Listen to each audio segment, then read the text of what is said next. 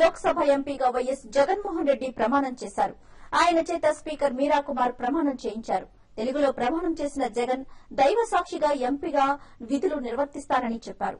5 లక్షలకు పైగా భారీ మెజార్టీతో నెగ్గిన జగన్ ను స్పీకర్ శుభాకాంక్షలు చెప్పారు. ప్రమాణం చేసిన జగన్ ను విపక్ష నేతలు అద్వానీ, సుష్మా స్వరాజ్, యశ్వంత్ సిన్హా తదితర విపక్ష నేతలు బల్లలు చెరిచి అభినందించారు. సభలో జగన్ పక్కన Anakapalli MP Sabbam Hari, Nellore MP Mekapati Rajamohan Reddy, Nandyal MP SPY Reddy కూర్చున్నారు. అటు వైఎస్సార్ కాంగ్రెస్ పార్టీ ప్రజా ప్రతినిధులు లోక్సభ గ్యాలరీలో జగన్ ప్రమాణాన్ని వీక్షించారు. మరోవైపు జగన్ ప్రమాణ సమయంలో ప్రధానమంత్రి మన్మోహన్ సింగ్, యూపీఏ చైర్పర్సన్ సోనియా గాంధీ సభలో లేకపోవడం విశేషం. భారతదేశపు సర్వసత్తాధికారము అఖండతను సమర్థించడననియు నేను స్వీకరింపబో కర్తవ్యమును శ్రద్ధాశక్తులతో నిర్వహించడననియు దైవ సాక్షిగా ప్రమాణం చేయుచున్నాను.